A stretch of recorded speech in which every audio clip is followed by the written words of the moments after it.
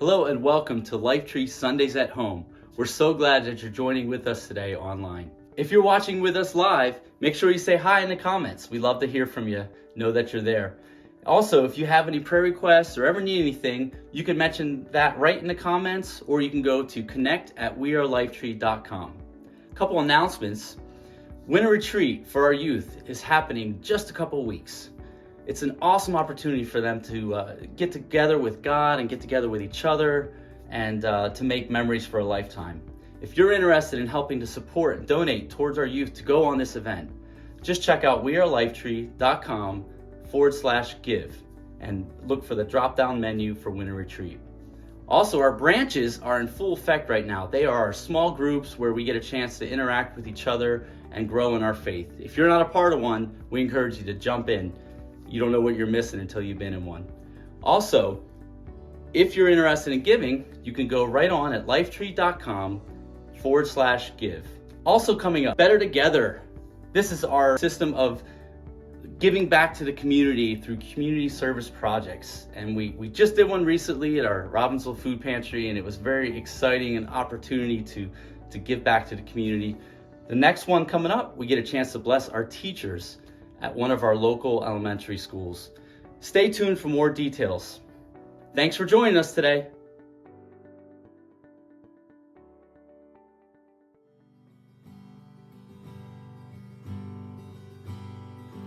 In my Father's house, there's a place for me. I'm a child of God. Yes, I am.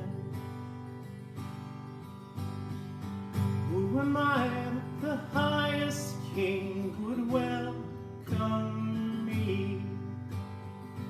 I was lost, but He brought me in. All His love for me, oh, His love for me. Who the Son sets free, oh, is free indeed.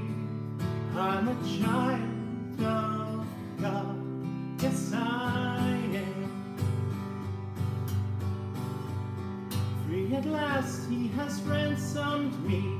His grace runs deep. While I was a slave to sin, Jesus died for me. Yes, He died for me. Who the Son sets free, oh, is free indeed. I'm a child of God, yes I am. In my Father's house, there's a place for me. I'm a child of God, yes I am. I am chosen, not forsaken. I am who you say I am. You are for me, not against me. I am who you say I am. I am chosen, not forsaken. I am who you say I am. You are for me, not against me. I am who you say I am. I am who you say I am. I am who you say I am. Who the Son sets free, oh, it's free indeed. I'm a child of God, yes I am. In my Father's house, there's a place for me. I'm a child of God, yes I am.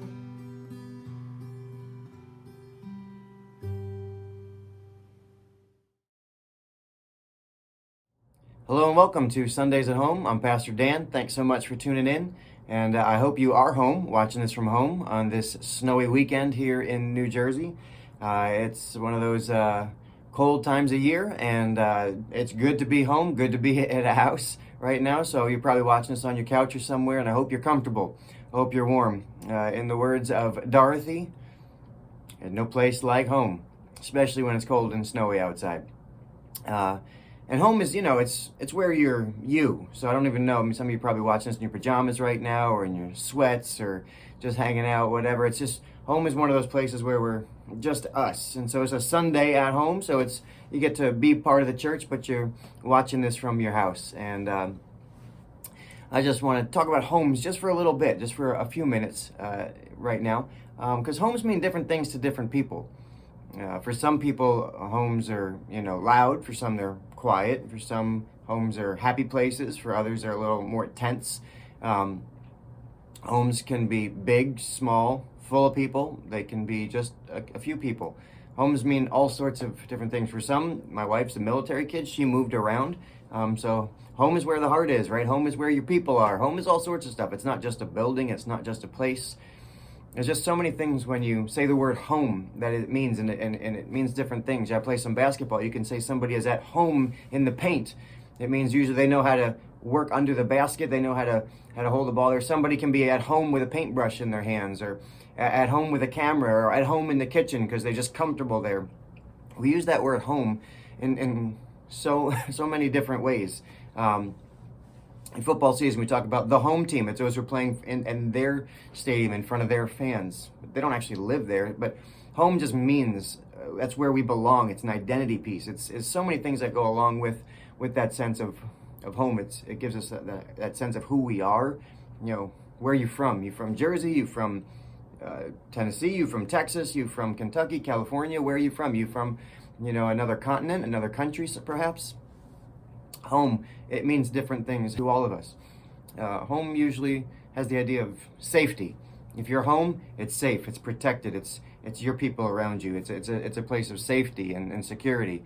Home can be hopefully a place of peace, a place of comfort when maybe if you're sad or going through stuff. Home is where there's acceptance and healing and love and care and nurturing. Home can be a place where there's joy. It can be a place where there's happiness and celebration. It can be a place where there's rest. That's where you sleep. It's where you get your rest after you're working. You go home. It's been a little bit of the challenge through the pandemic these past couple of years because people are now working from home. So it's hard to kind of separate home from work. And we've got these tensions going on and trying to figure out, okay, this is my workspace, my home office. We'll use that word, my home office. This is where I work. And then this is where I guess I live. And we try and separate that. And your commute is a good, 5-step walk from the office into your kitchen, so it's different, and just trying to figure out what is home. But home is really important because it gives us a sense of who we are, of what we are, where we're from, what we've accomplished, and it just sort of gives us our bearing in the world. At the beginning of the year, we said this was going to be a year of confident hope. We felt like God putting that on our hearts, a year of confident hope, that hope in God would be a strong and trustworthy anchor for our soul. It's what would keep us sturdy and steady no matter what comes in this year. That hope was going to keep us anchored in. And so we're starting a series now called What We Hope For, and just exploring what are the promises that God has made us that we can hold on to as our anchor. What are those promises, those things we know this is what we can hold on to? And so we started talking through Hebrews chapter 11, the Hall of Fame of Faith, and looking at different characters and what promises they held on to and what that means for us, so what we can put our hope in. First week we talked about Abraham, that the promise of God was that if you will trust God with the outcomes of your life, that God will bless you more than you can bless you, and that God will ensure that your life will be a blessing to others. There was this promise of blessing, and we could hold on to that. Last week, Shayna talked about Moses' parents and the promise of love, that there's nothing Moses' parents wouldn't do for Moses, and they just even to sacrifice themselves, and that Jesus, and God through Jesus displayed that same kind of love for us, that he promises that there's nothing he won't do for you. You couldn't be more loved. That's the promise of God to you, that you will be loved no matter what it takes, even to sacrifice himself. God's going to do the most loving thing for you all the time, always. Count on it. It's a promise. There's never a moment where God will not do the most loving thing for you. We've got these awesome promises. And so today I want to just talk about one more, and it's a man in Hebrews 11. His name is Enoch. And I don't know how much you know about Enoch. He's not a huge biblical character, not a whole lot written about him. He's in the narrative a couple of times, but we don't know a whole lot about him. But what was written is really, really interesting. Something unique happened to Enoch that only happened to one other person in the entire Bible. So it's just, he's got some interesting stuff. So we're going to pick up the story, Genesis chapter 5. It's going through the lineage, the generational lineage of Adam. So Adam, first man, and talking about his descendants and who came from Adam. And so it says these people were living for like crazy long time, hundreds of years, 400, 600, 800. I mean, I don't know. Earth was younger back then. I guess they lived longer. While I can't imagine living 800 years.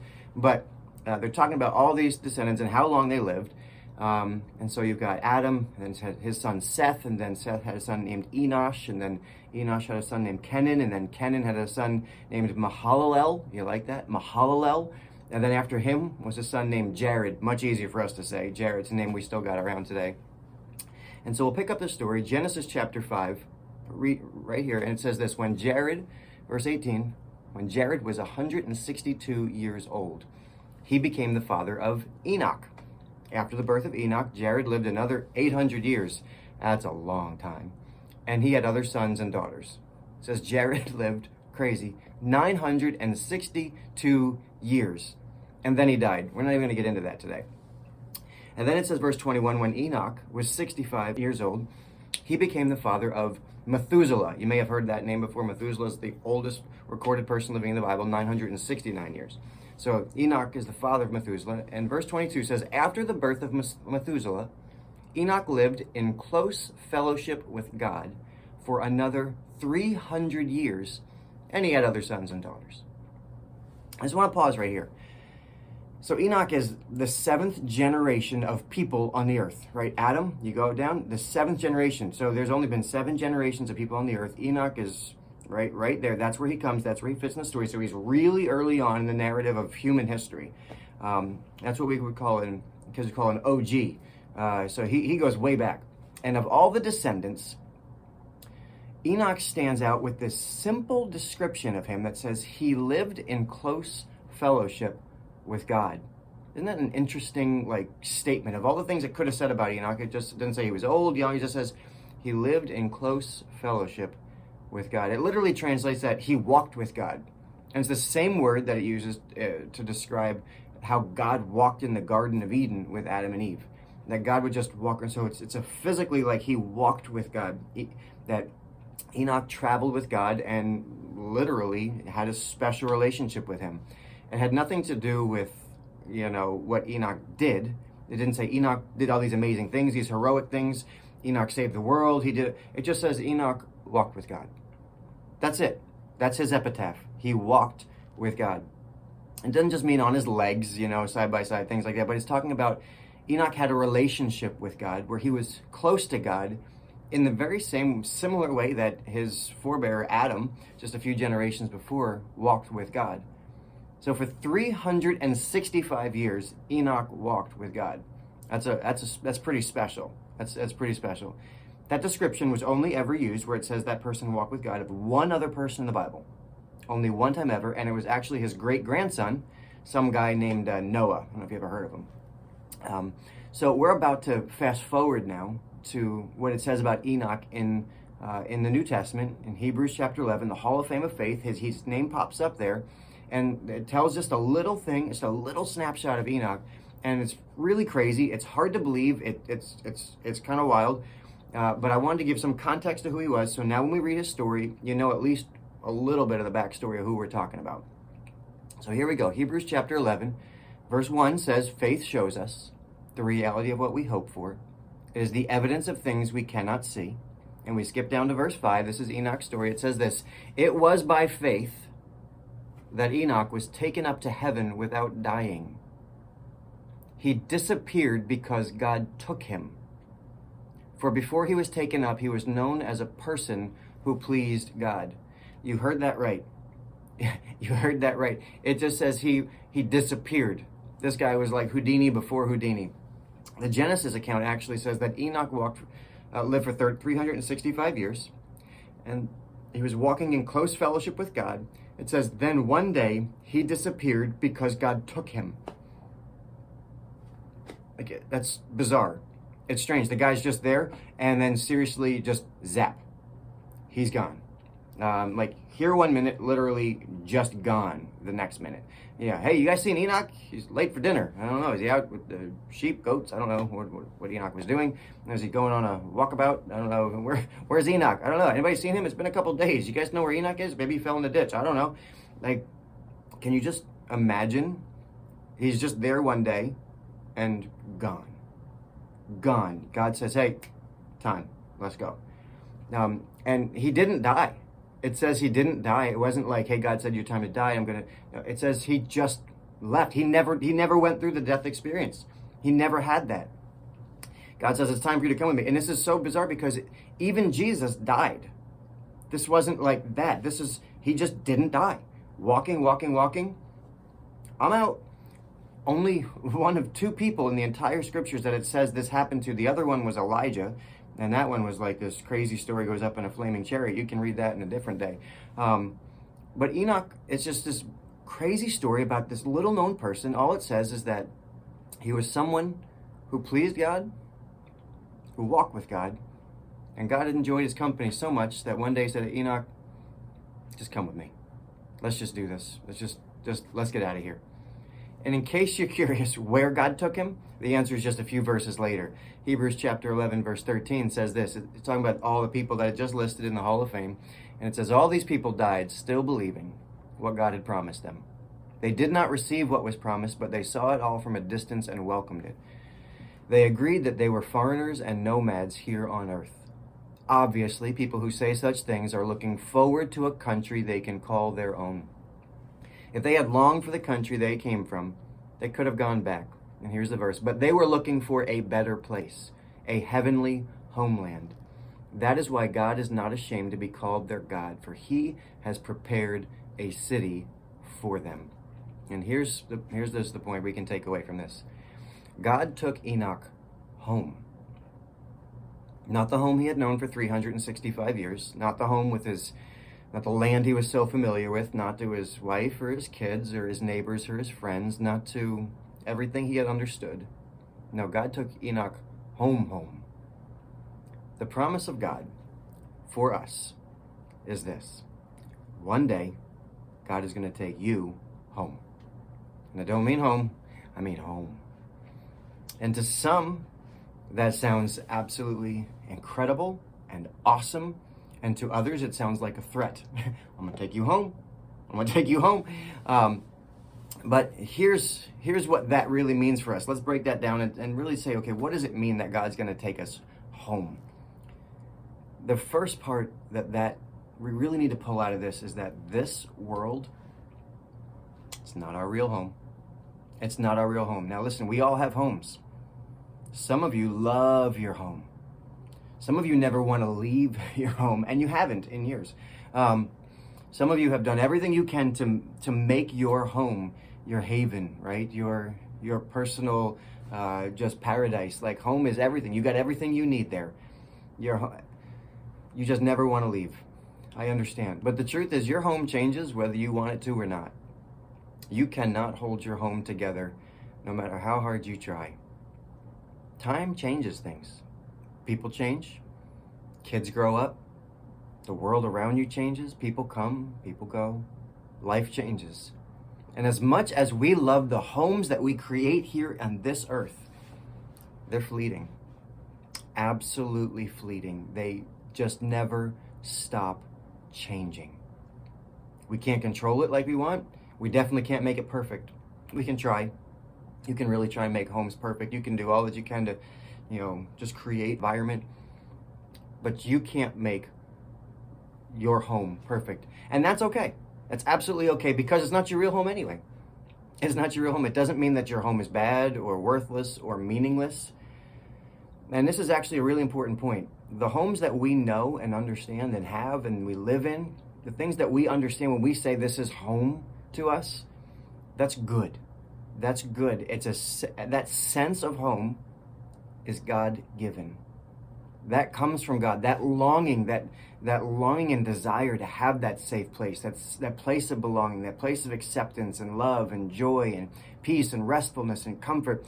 Those are all God-given things. God has put inside of us this longing for home, this desire for home. Your real home, though, is wherever God is. This earth is not our home, but our real home is wherever God is. That's our home. Our home is not an address. It's not even the people that we call family. That's not our home. Our truest sense of home is wherever God is. God is not removed from your sense of home. Anytime you've ever felt truly home, think about this. Anytime you've ever had that feeling where you're like, home, God is there. That's actually a glimpse of what God is promising to give you forever. So it's not that God is in tension with our sense of home here. It's that our sense of home here is just a snapshot of what God is going to give us someday. When you think back on holidays and at your home with laughter and joy and the people you love and, all that in your home, or if that was your story, God was in the middle of that. If when you think back on times when maybe life was rough and your home was a safe haven, God was in the middle of that. When you think of rest and relaxation and not worrying about anybody else's thought, and because you were just being you and letting your hair down and letting it all hang out, just letting yourself be you. When you have those moments when you're like, I'm just home after a long trip or whatever, and you come back home and you walk in the door and your family's there, and it's like, you give everybody a hug, and it's like, guess what? God's in the middle of that. See, God is there. See, everything good that you associate with that word home, everything that's good that you associate with the word home, those are glimpses of what God promises to give us for eternity. Our sense of home and its goodness come from God. See, this is not our home, but God has promised that you have a home and it's with Him and you get to enjoy it forever. And those moments where we go, this is good, this is home, those are just tastes of how good it will be when we actually get there.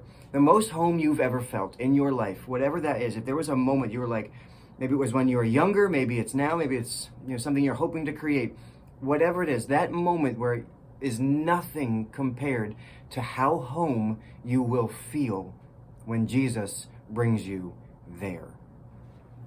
So what do we do with a promise like that? So what? So what do we do with a promise like that? Well, Jesus gives us some pretty good advice. I kind of want to close out with this. John chapter 14. This is Jesus talking, and he's talking to people who are trying to wrestle with the promises of God and about home and this idea of home. And he says this, don't let your hearts be troubled. Trust in God and trust also in me. There is more than enough room in my Father's home. If this were not so, would I have told you that I'm going to prepare a place for you, he asks. He says, when everything is ready, I love this. He says, I will come and get you so that you will always be with me where I am. Just think about that phrase for a minute. Just pause. Don't, and hear this, please. Just hear it. Don't let your heart be troubled. I don't know if there's anything more difficult to endure than suffering in our home. Doesn't matter if work situations are one thing and the world situations are something else, and having issues in school or anywhere else, But when something goes wrong in our home, it hits different.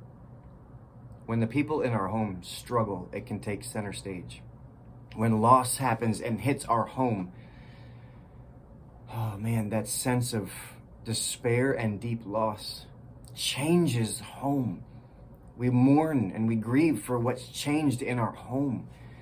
When the brokenness of life just leaps into our home and threatens what we hold so dear, when homes are divided, when they're broken, when they're attacked, they're assaulted, when things happen and home is just disrupted and torn apart, it's some of the most difficult experiences of our life when there's trouble at home, when there's pain at home, when there's suffering at home.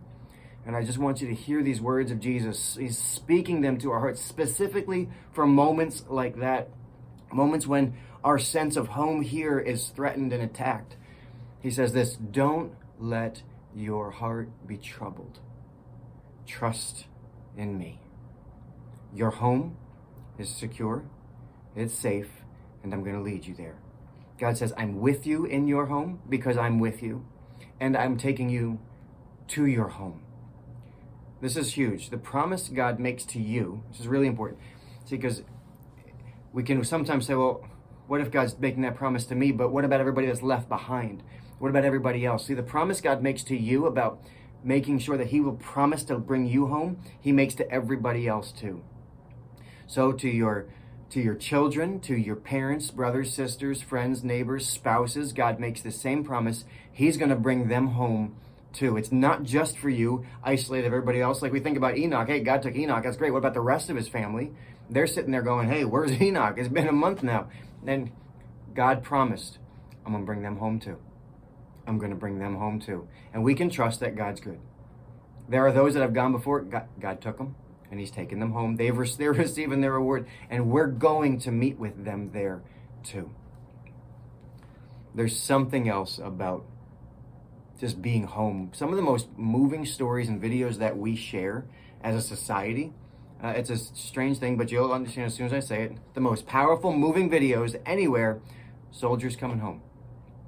Soldiers coming home, or people coming home from deployments overseas, and I don't know what it is, but there's just something coming home from battle after a long time away that, like, there's no feeling that can compare. Listen, I'm watching others experience this. People I don't even know experience of a dad walking through an airport, or a mom walking through an airport, and children or boyfriends, girlfriends, husbands, wives running up to them, hugging them, jumping in them, leaping in their arms at baseball games and airports and schools and in houses and all these things. And it gets dusty real quick. You just start, what is it that hits us? There's just something profound about coming home, about knowing we're somewhere where we belong. We're somewhere where we're known, we're seen, we're loved. We can have rest and peace and just comfort, and that we're safe here. We're safe here. Just want to encourage you. Jesus promises. He promises you have a home. No matter what this world tries to attack and assault your home, you have a home that cannot be touched. It cannot be changed. It will endure. It will be good for you, for everyone around you, everyone that you love. You have a home. And he says, I'm going to come and get you. And I'm going to bring you there. That's a promise. That's a promise. No matter what happens in this life, you will end up home. You will end up home. Do not let your heart be troubled. I love what John tells us about a real home as I close this up.